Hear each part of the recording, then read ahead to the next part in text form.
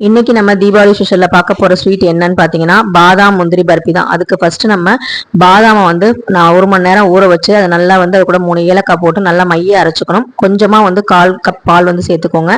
நல்ல பேஸ்ட் மாதிரி அரைச்சதுக்கு அப்புறம் ஒரு வானலியில வந்து நம்ம வந்து நெய் சேர்த்துட்டு அதுல வந்து பாத்தீங்கன்னா சுகர் பவுடர் வந்து நான் ஆட் பண்ணியிருக்கேன்.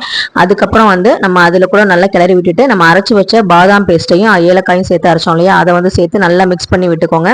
ஒரு குறிப்பிட்ட பதம் வந்ததுக்கு அப்புறம் திரும்ப நெய் விட்டுட்டு அதுக்கப்புறம் உங்களுக்கு கலர் பவுடர் சேர்க்கணும் அப்படின்னு நீங்க சேர்த்துக்கலாம். நான் வந்து பச்சை கலர் கேசரி பவுடர் தான் வந்து சேர்த்திருக்கேன், ஏன்னா டபுள் கலரா கிடைக்கணும் அப்படிங்கிறதுக்காக. அதுக்கப்புறம் 100 கிராம் வந்து முந்திரியை வந்து அரைச்சிட்டு அதை வந்து பாத்தீங்கன்னா சுகர் சிரப்ல ஆட் பண்ணணும். அதுக்கு வந்து சுகர் சிரப் வந்து ஒரு கம்பி பதம் வர வரைக்கும் நம்ம வந்து நல்லா மிக்ஸ் பண்ணி விட்டுக்கணும். அதுக்கப்புறம் இந்த அரைச்சு வச்ச முந்திரியை வந்து பாத்தீங்கன்னா அதோட சேர்த்து நல்லா வந்து கிளறி விட்டுக்கோங்க.